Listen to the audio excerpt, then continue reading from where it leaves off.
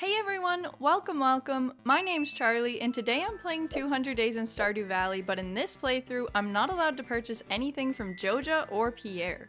If you haven't watched the first video in this series, you should definitely check it out, but this time around, my goals will be to finish the community center, continue building my farmer's market and make some headway on decorating the farm, reach level 100 in Skull Caverns, unlock the movie theater, and find the living hat. Yeah, I still haven't gotten it, and it hurts me inside, very deeply. If you enjoy these videos, feel free to leave a like or subscribe to the channel. I'd love to have you here, and if you want to support the channel even more, I now have channel memberships available. If you're interested in member-only streams, behind-the-scenes updates, or having these cute little doobers next to your name, then check it out by clicking the join button below. Alright, with all that out of the way, let's get right into it. As we embarked on the next 100 days of our journey, we were already in pretty good shape. The farm wasn't looking too bad, and we'd stocked up a good amount of seeds the year before to grow in the coming months. Our primary objective for the spring was to plant a bunch of our potatoes and slap some fertilizer on them to try and get the 5 golden potatoes we needed for the community center. Before we really get into things though, I want to talk about my largest goal, which is to obtain the living hat. My working strategy for doing this was to plant a bunch of fiber seeds and harvest them continuously until I got the hat. Shortly after crafting this plan, I realized that you physically cannot obtain the living hat from fiber seeds, which was a massive disappointment, but it was still incredibly satisfying to harvest it all. So yeah, it was looking like our only hope besides luck was to continue on with our previous plan. To finish the community center, triggering the magic inquest and unlocking the witch's hut, where I can then offer a strange bun to this weird fireplace and turn on monster spawning for the farm. Once that's done, I can farm wilderness golems to my heart's delight and hopefully obtain the living hat at long last. First thing the next morning, I watered my potatoes and took stock of what I needed for the community center. We still had to get wine, juice, and green tea, as well as a tomato, blueberry, amaranth, starfruit, and a duck feather, which isn't too bad. We had pretty much every type of seed, so we basically just had to grow all the stuff and get a single duck. Seems easy enough. After tending to the crops, I decided to upgrade my axe from copper to steel, so I could start chopping down the larger hardwood stumps in anticipation of repairing Willie's boat to Ginger Island. On day 104, I headed to Robin's and upgraded to the big coop, which would allow me to get ducks and eventually a duck feather for the community center. While in town, I also visited Caroline, receiving the recipe for tea saplings, and collected my steel axe from Clint. I can finally remove this stupid log from my pathway. It was honestly bothering me more than it probably should have. Now that I had the recipe for tea saplings, I was one step closer to getting the green tea for the community center. Now, we just wait. By the next morning, the coop had finished upgrading, so I plopped a dinosaur egg into the incubator and then headed into town. I ended up accepting the quest from Gunther to collect 100 pieces of bone, for which the reward was the bone mill recipe. If we wanted to ultimately get perfection, we needed to make at least one of every crafting recipe, and unfortunately, this useless machine was one of them. As day 107 rolled around, my crops had finished growing and I managed to get exactly 5 golden potatoes for the community center. After harvesting those, I planted a bunch of different seeds such as blue jazz, coffee, and tulips just in case I needed them for later. Once I put my potatoes in the community center, I headed to the mines to farm skeletons for bones and got all 100 that I needed for Gunther's quest relatively easily. I also gave Mayor Lewis a birthday gift, quickly rocketing him up to the top of my friends list. Why is Lewis my best friend?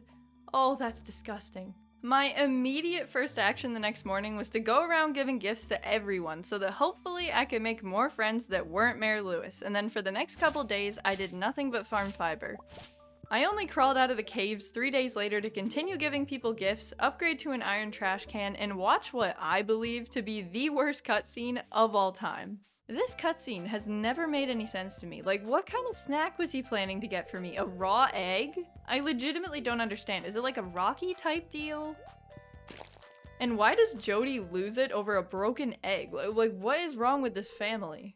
After so many days in the mines, I was finally able to harvest a green bean for the spring crop bundle and celebrated by getting some chickens for the farm. This is so unnecessarily hardcore. It reminds me of the Vine where it's like, oh, cute dog, what's its name? His name is Gorgon, son of Scrygorn.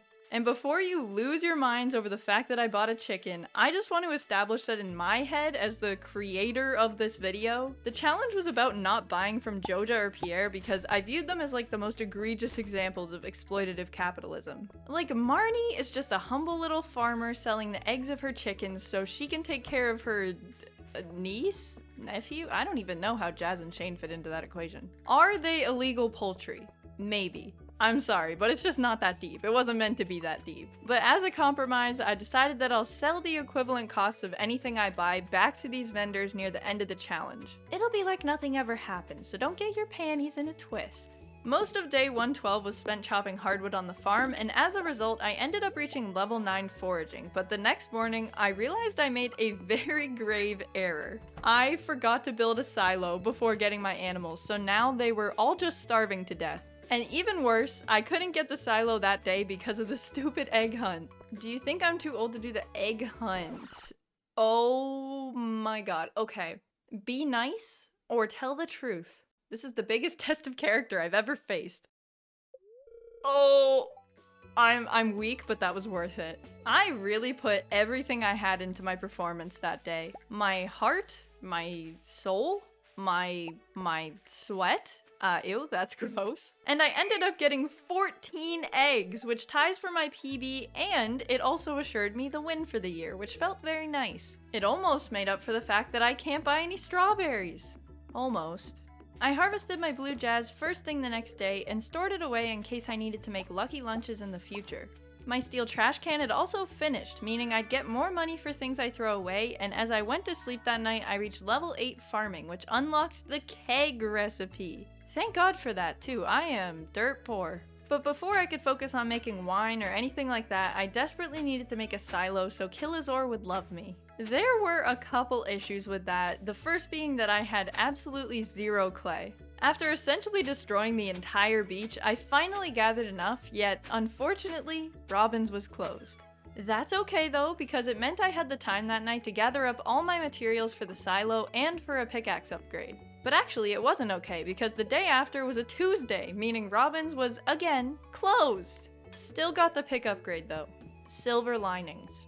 Because Robin sucks, I headed directly from Clint's to do some fiber farming, which, of course, yielded no results.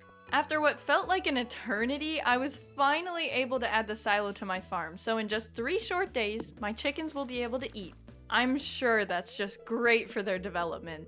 They'll be fine. It builds character.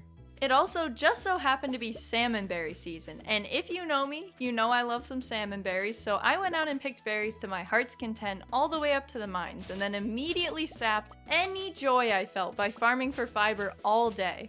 Though my mining trips were proving fruitless, my dino egg had just hatched, and I decided to name it Nessie because I thought that was very cute, and I also picked up my completed steel pickaxe. And wouldn't you know it, the silo was finished the next day, which meant I could finally get some hay and feed my animals.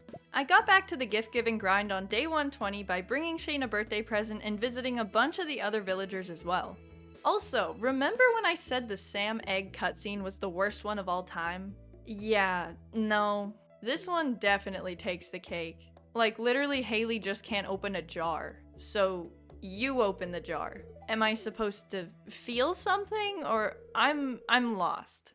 We were about 1 month into the year, and I was starting to think about how to make the farm more pretty. More farmer's market. I had a bit of a brain blast and decided to move the chicken coop and the silo into this little inlet of trees so I could make it into a cute chicken area. I have a vision, just trust me. Upgrading my house was also a must, mostly to get a kitchen, but also just to flex on the other villagers.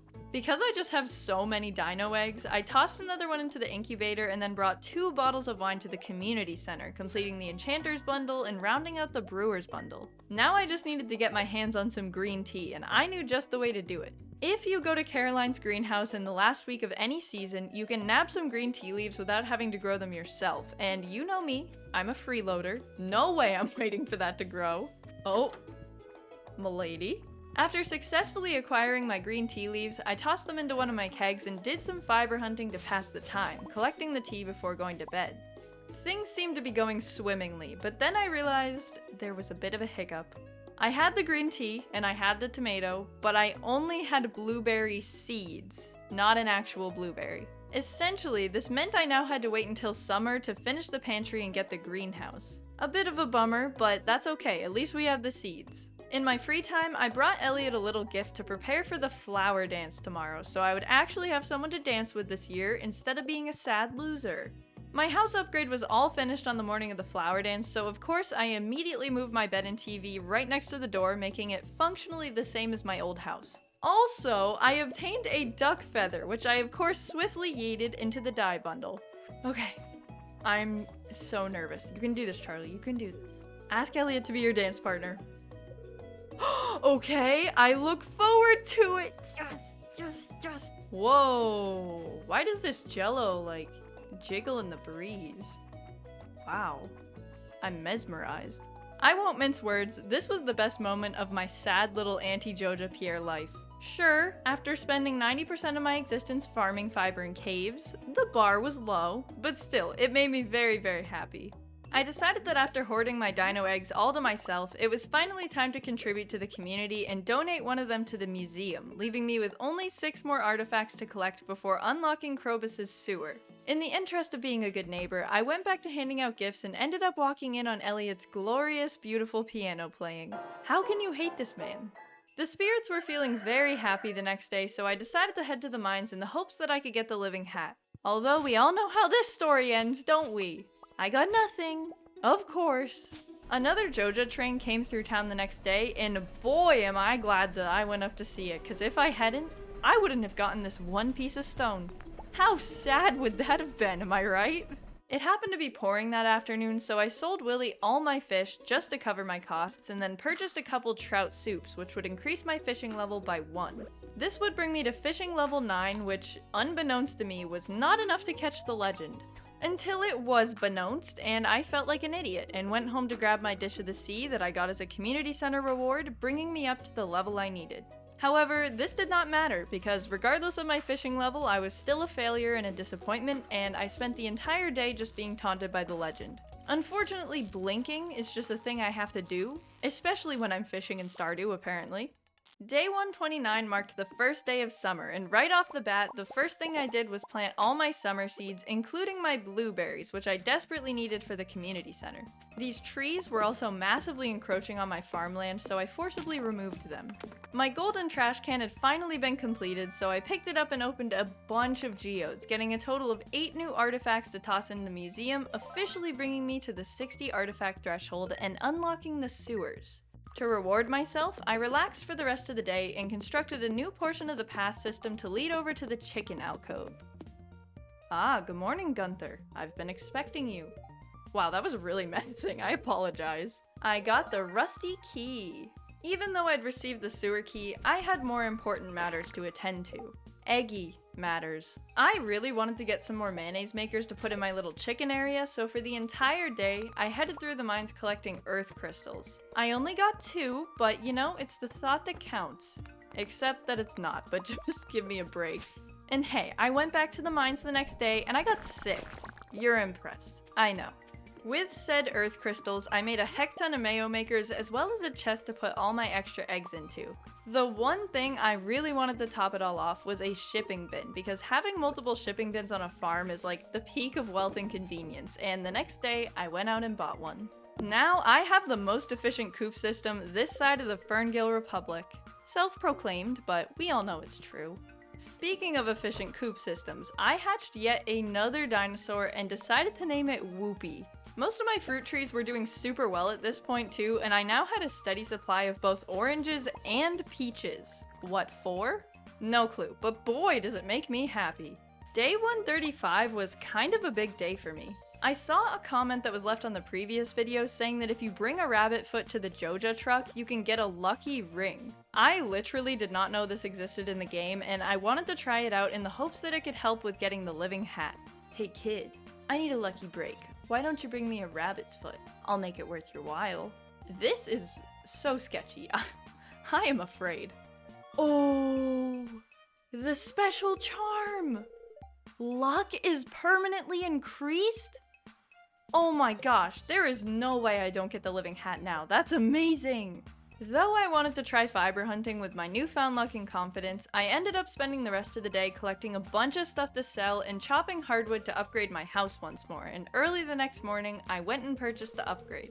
I won't lie to you, I was so tired of hunting fiber. I don't even include 5% of the fiber hunting I actually do when playing on this farm, but every single night I go and farm fiber. Waiting for a store to open?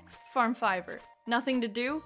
Farm fiber. It's all I do, and I'm so sick of it. However, the spirits were very happy on day 137, and because I had my new special charm, I felt obligated to go spend my whole day in the mines, and you know what? I had some hope. That was incredibly foolish of me though, because when I left the mines at 1 AM as empty-handed as I always am, it just hurt more.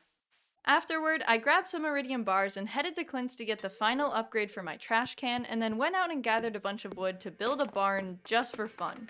Even though I'd collected enough wood to construct it, I actually could not, because the next day happened to be the Luau, and let me tell you, I had absolutely nothing of substance to bring to the Luau pot. It was actually super embarrassing. I kind of just stood here desperately trying to get an iridium fish as villagers walked by and gave me odd looks. I didn't even end up getting one. I had to put this gold star rainbow trout in, and you know how the governor feels about gold star things. Nothing. He feels nothing about them. He trashed on my soup once again. It didn't hurt too bad though, because I got my first tomato harvest the next morning, and better than that, there was an amaranth at the traveling cart. At this point in the playthrough, I was genuinely very conflicted and getting in my own head about what the parameters of the challenge should be. Like, I intended on just avoiding Joja and Pierre, leaving everything else as free game, which I thought was cool, because those were the main sources of seeds and materials and everything. But then, a single person commented that I have the integrity of a green slime. And that was a real blow to my confidence. But it's also my challenge and I don't care, so I bought the amaranth, and I don't regret it, so ha. I literally have amaranth seeds, I'm just getting in advance on my crop growth, it's not even that bad. I grabbed my starfruit from home and tossed both of them into the community center, getting myself a seed maker. And this is a big deal. Now, we can make anything into seeds instead of buying them, so many of our problems have actually been solved. I also completed the bulletin board, meaning that all I had left to get was a single blueberry and then the entire community center was done. After such a successful morning, everything else was cream cheese. Clint had finished making my iridium trash can, which meant it was now fully upgraded, and I even got my barn built. For the rest of that day, I stood in this exact spot, turning ancient fruit into seeds in preparation for my greenhouse. As a reward for finishing the bulletin board, I was given an increase in friendship with all the villagers and woke up with like 70 different recipes in the mail. But this didn't make me nearly as happy as the realization that my blueberries were finally grown, which meant the community center was finished. Last thing for the community center, and skadoosh. At this point, I realized that I never actually went to the sewers to meet Krobus, which was probably a sin, so I went and did that. Then, I headed back to the farm and did some more planning for my farmer's market layout. This mostly consisted of placing down paths, and I pretty much finished the path system for the entire farm. Now that we'd gotten the greenhouse, my first order of business was to move it to the other side of the farm. I thought it would look really nice in this area below the crops, and I'd never actually moved the greenhouse before, so I was super excited about this. I also realized that you can add more rooms to your house for free at Robin's, so of course I decided to do that because I want as much space as possible to decorate. Once I'd finished refurbishing, I headed into the greenhouse and planted some ancient fruit as well as the 10 beet seeds needed to get into the casino, because if you recall, it's necessary for my secret plan. When I walked into town that afternoon, I also got the cute little community center cutscene, and of course, I chose to settle things the old-fashioned way because I just really can't resist watching Pierre yeet Morris, it's just too good. After finishing that up, I started to get super excited because I was getting closer and closer to activating monsters on the farm. In order to do this though, I needed to get myself this void egg from Krobus so I could make void mayonnaise for the henchmen. Whoa, this thing? It's nothing, it's just some old trophy I won for being an athlete. I pretty much just gloated about my trophy and looked for a nice place to put it before heading to the railroad and activating this cutscene where the wizard tasked me with getting the Dark Talisman. I didn't have time to do it that night though, so I speedran my mail the next morning and then went to the sewers to speak with Krobus. Getting through the sewers was super easy, and I had some misplaced hope that maybe I'd get the living hat from all the fiber, but no, just the talisman. Mayonnaise and talisman in hand, I headed to the witch's hut, placing my strange bun on the shrine, and activated monster spawning on the farm. I stood in the exact same spot all night long waiting for monsters to spawn, but aside from this single bat, I didn't see anything. I was genuinely very sad, so I impulse purchased a whole cow the next day and named it Snurnard, but still, I felt empty. And then I thought maybe acts of service for the community will fulfill me. Luckily, the Juicy Bug quest was posted on the bulletin board in town, so I accepted that quest and headed into the sewers and mines to start collecting some bug meat. It did not take too long, and by day 146, I'd collected all 100 pieces and tossed them into the barrel beside Willie's shack. Eagerly, I headed back to the farm afterward, but there were actually 0 monsters. Like, I thought I did something wrong. I stood here in the dark for so long. Maybe I was relying too much on Minecraft game mechanics, but oh boy, did it suck. However, in the time that I just stood there, I had time to think, and I realized that maybe if I could get my hands on some monster musk, there would be a higher rate of monster spawns, and thus I'd have a better chance of getting wilderness golems to spawn. To get that though, I needed to do the prismatic slime quest first, and obtain the recipe for monster musk from the wizard. Also, Joja got struck by lightning that night, which legitimately scared me. It's like Frankenstein's monster. Joja will never die. The next day, I gave Pierre some squid calamari I had lying around, and then realized that my beets were done growing. Once I'd harvested those bad boys, I absolutely booked it to Mayor Lewis's house, and then stood on his front lawn for an hour like a creep before tossing the beets into the fridge. Now, the only thing left to do was take this solar essence and head to the desert to give the dragon its last meal. Then, I took the bus back immediately and grabbed the club card from the lumber pile next to my house, meaning I finally had access to the casino. I won't say what for yet, but I will say that I need a lot of chi coins, so I got to work playing Calico Spin and saving a bunch up. I gambled for what felt like an eternity until getting 3 star drops in a row for the first time in my entire life. And yeah, I was pretty much set. Okay, so with the chi coins that I just won because I'm absolutely cracked at Calico Spin, I'm gonna buy a rare crow and then a bunch of fences. Like, an unhealthy amount of fences. I also purchased a top hat as well as some farm totems just for fun. Okay, step 1. Put this alien here and slap a top hat on him. I'm gonna name you Maxwell. The entire rest of the day was spent making some pretty substantial upgrades to my farm. For starters, I placed these straw floors as outlines to the paths all over my farm. Then, the main event. I placed hardwood fences all over the farm on top of the straw floors, and I continued to do so for the entire next day as well. At this point, I figured the spawning mechanics for mobs must be different from Minecraft, so I started to place torches on all the fence posts, and I also made these 2 little areas to put my mayonnaise and cheese makers, and potentially some kegs and preserve jars. They exist! Oh! Oh my god. Oh my god. Oh my god, please. Oh no. Now that I knew the golems were real, I was a little obsessed. I spent the whole afternoon and night of day 151 running circles around the farm, but I didn't see any more and I was a little disappointed. I realized though that the next thing I should set my sights on was fixing Willie's boat. I was still having a crisis and wasn't 100% sure I could even use it because there was an $1,000 fee, but still, it seemed useful to have. After wrestling internally over the parameters of the challenge, I ended up banning myself from purchasing things sold by Marnie, Sandy, and Willie because I was so conflicted. And it was only after that I realized Snurnard was now technically useless because I hadn't bought a milker beforehand. Regardless, I was pretty pleased with how the farm design was shaping up, and the next day I spent a lot of time adding these stone paths to my little processing areas. It adds a bit of spice, I like them. I also decided to move my veggie shed to this spot next to the farmland because it kind of made sense in my mind to have the 2 be next to each other. Additionally, I moved the fish pond into this little fenced-in area on the left, which would soon become my fish area. In the future, I'll definitely be adding more fish ponds here for all the different fish that I need, as well as a shed to put my fish in. I know that making a farmer's market seems inherently kind of capitalist. And you know, maybe you're right, and I got overexcited, but also, have you ever been to a farmer's market and you're like, wow, those look super tasty. And the farmer's like, here, have a cucumber for free. And then you just have a cucumber. Yeah, it's like that, but every time. And then, hey, if people like my products so much that they insist on giving me monetary or service rewards for them, that can't really be on me, you know? So in essence, I'm not a business. I'm a tourist attraction and a town fool. On day 156, I attended the Moonlight Jelly Festival and said a wistful goodbye to the summer, meaning we were now officially halfway through our second year.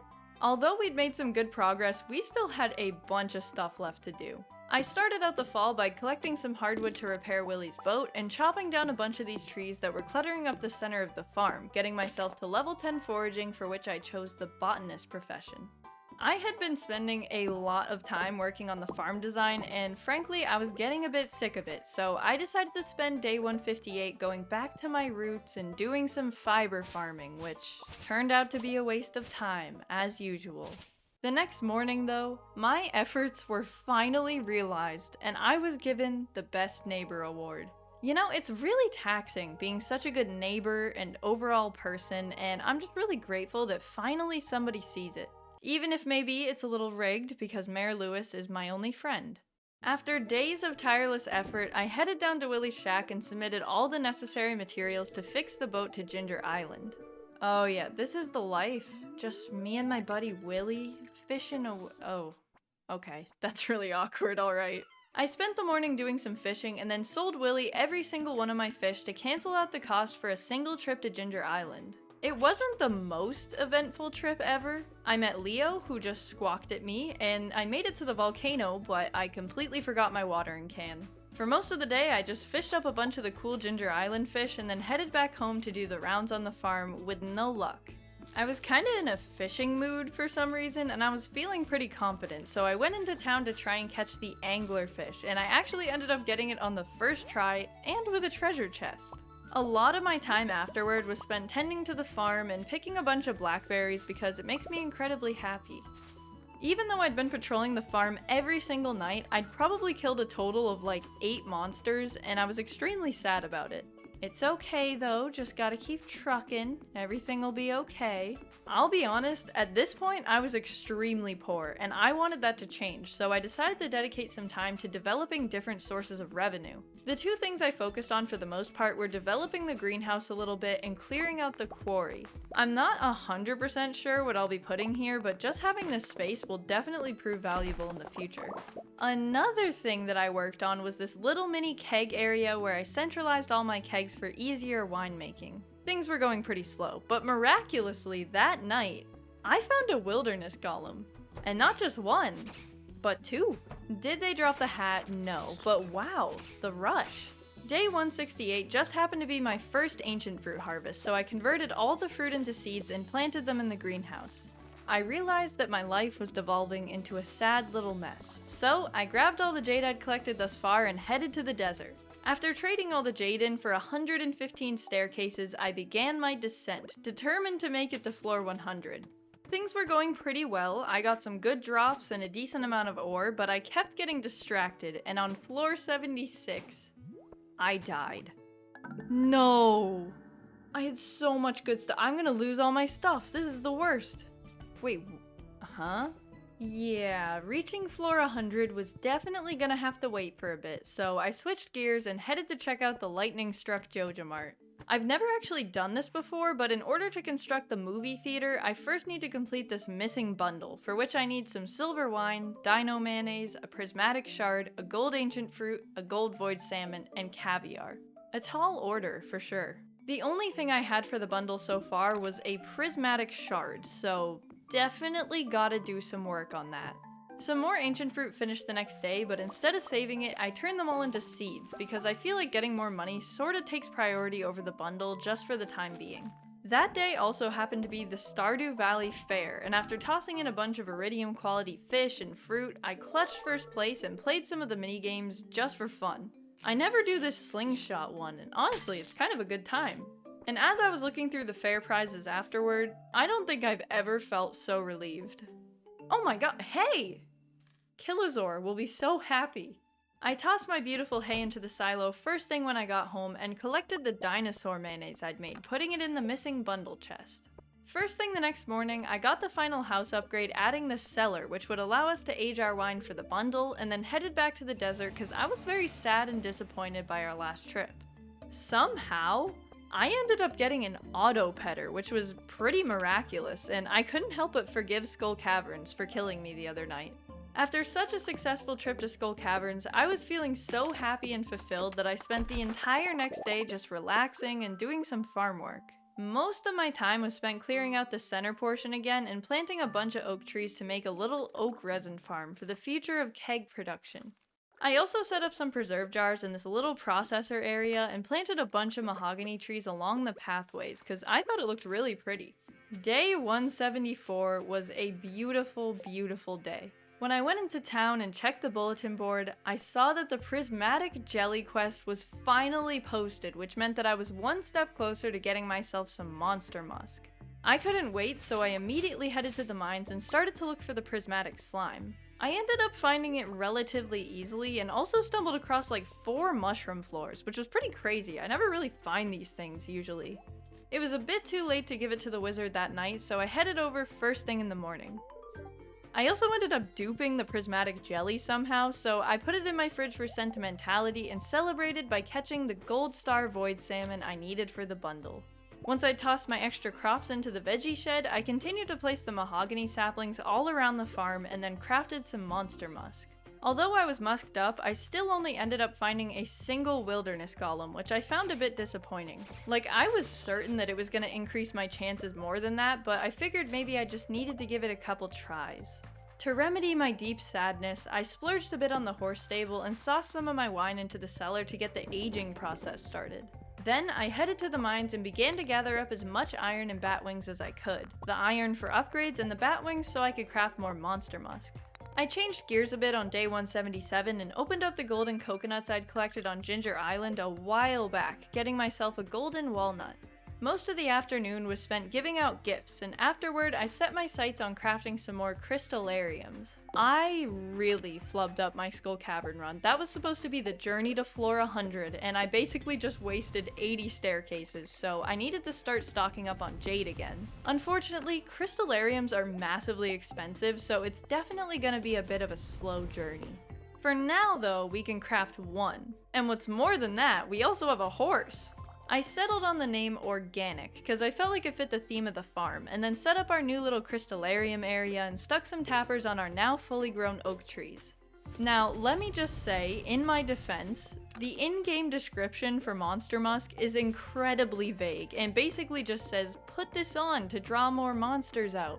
When I checked the wiki on this day though, I realized that how it worked was the number of enemies on a given floor of the mines when you enter is doubled, which made me realize that I may have been putting all my eggs in one big basket of lies. However, I now had a new working theory that maybe increasing my luck would increase the number of wilderness golems that spawned, and the first night that I tested it out, I actually got one, so who knows? The next day, I managed to scrape together the materials for another crystallarium and toss some golden ancient fruit into the bundle chest, which meant that now I only needed to get silver quality wine and caviar.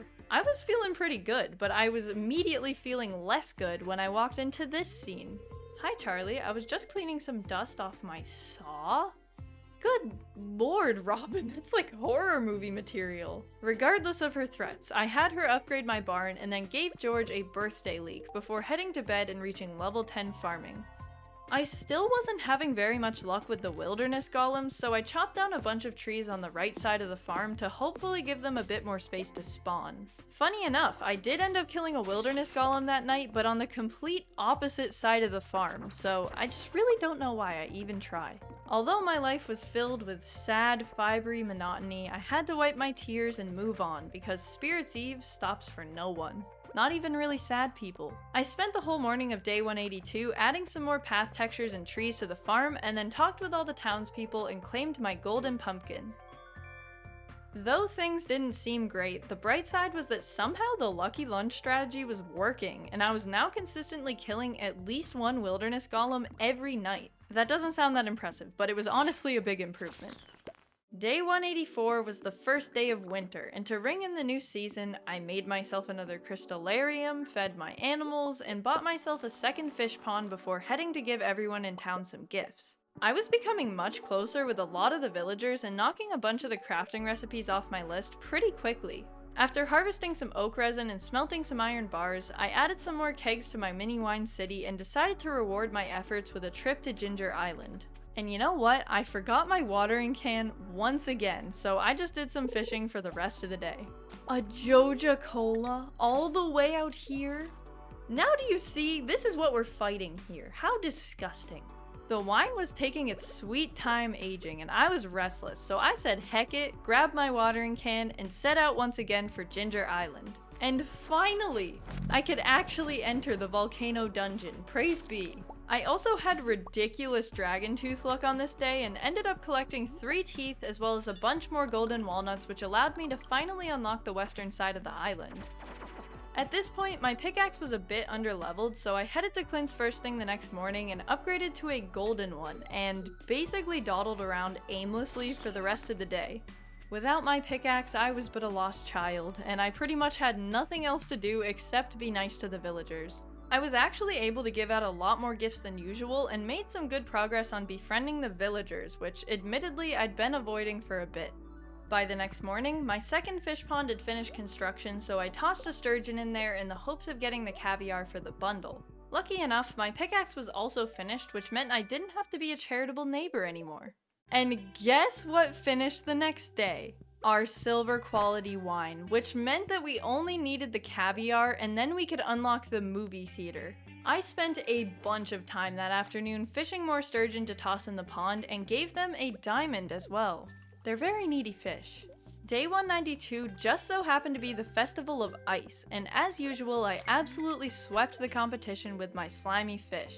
My social life was really flourishing, and I now had full hearts with 6 people, and only 3 of them are old men, so I call that a win. I was really slacking on some of the villagers though, and about 11 of them were still at 3 hearts or less, which was frankly kinda terrible and also way worse than I thought I was doing. So I really kicked my charm into high gear and started bringing gifts to all the villagers that still kinda hated me.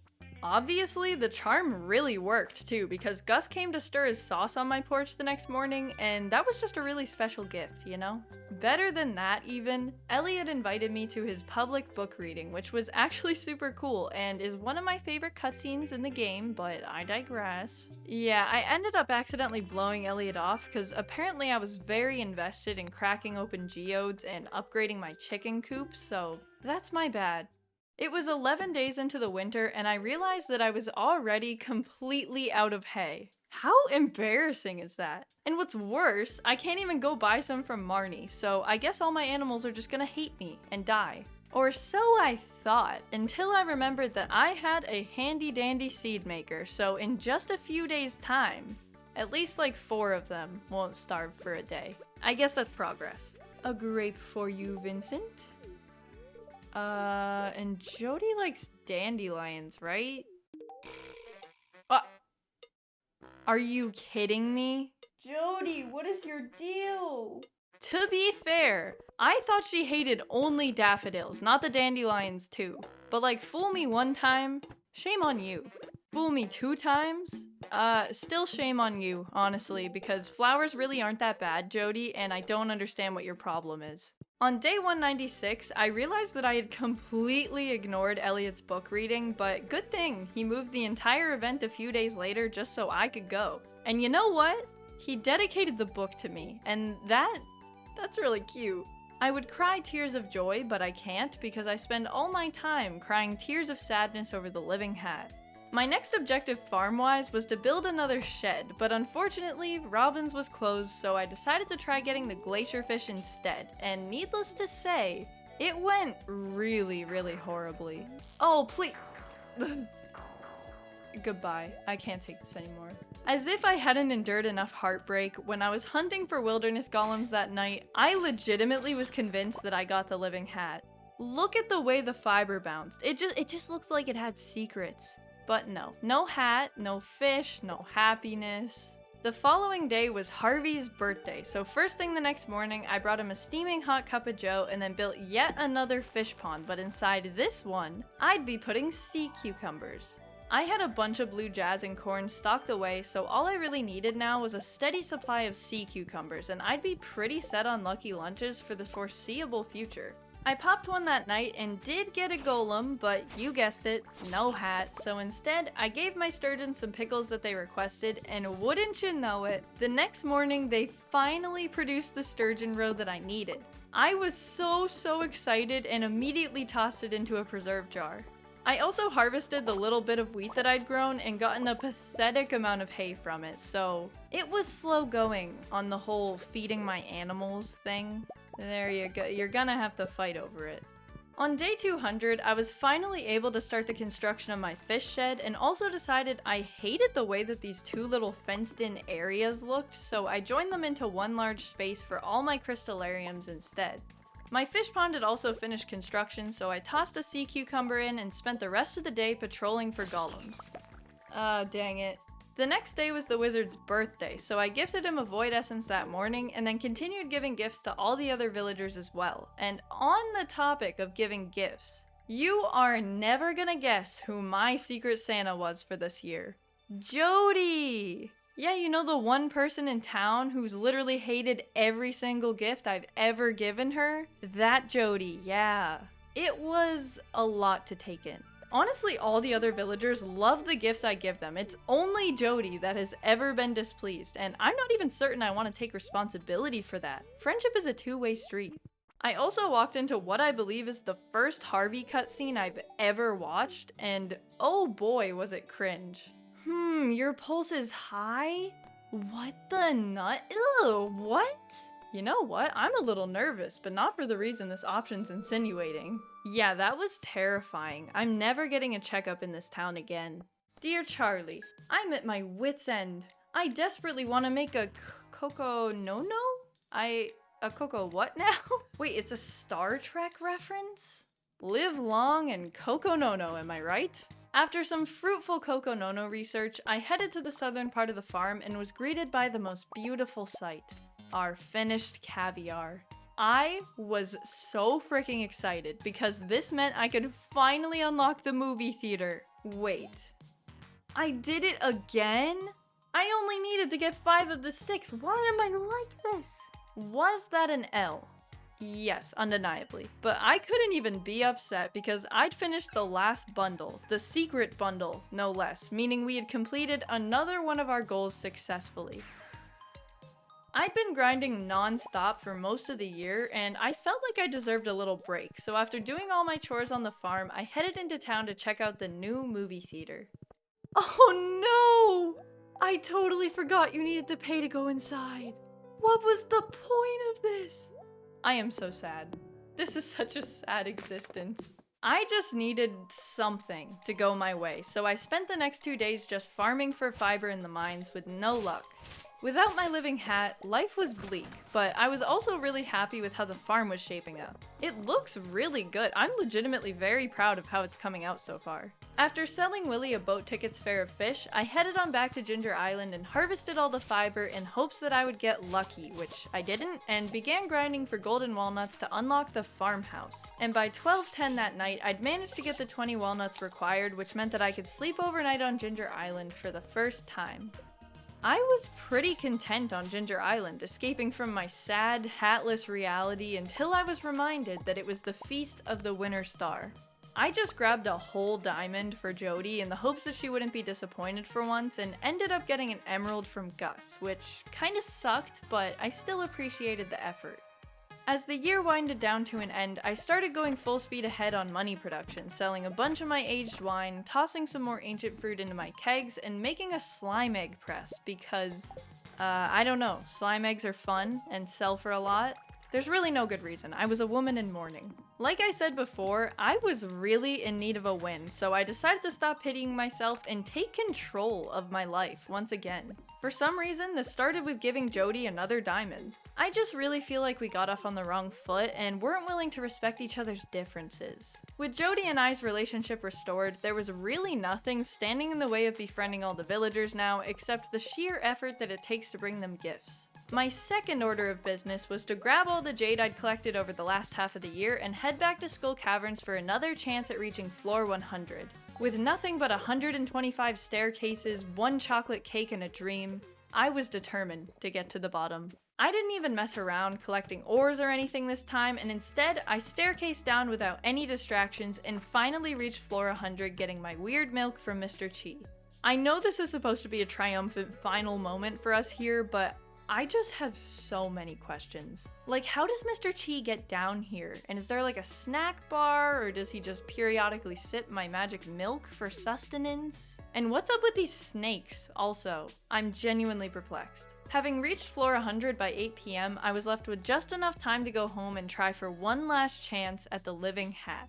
After hours of patrolling, it wasn't seeming like I'd be getting any wilderness golems on my last night until a miracle occurred.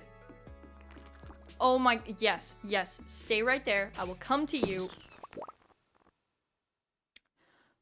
What did I do to deserve this existence? Unfortunately, Yobo was not smiling down upon me for my final day. Not even like a little bit of a smirk, no. I was definitely a bit disappointed because I'd put most of my efforts into getting the living hat, but one unexpected surprise did cheer me up a little. Oh my god. Oh! I totally forgot about Grandpa's review. Oh my gosh, he's gonna be so disappointed, isn't he? You've been here 2 years now. I'm so proud of you, my dear. I did it. Wow, I was not expecting that. Wow, that was definitely a roller coaster of emotions here on Lentil Farm, but honestly, I am so proud of the progress that was made in this second year. The farm looks absolutely beautiful in my opinion, and although our animals are now rendered pretty useless, especially this cow, which I simply can't milk because I'm not allowed to buy a milker, the rest of our farm has been pretty productive. And miraculously enough, we actually met almost all our goals, besides getting the living hat, which is honestly becoming a touchy subject for me. Anyway, thank you guys so much for watching. I really hope you enjoyed, and again, feel free to leave a like or subscribe to the channel. I'd love to have you here. Here's to the next 100 days and hopefully getting the living hat, mostly for my pride and sanity. Alright, I'll see you guys next time. Bye!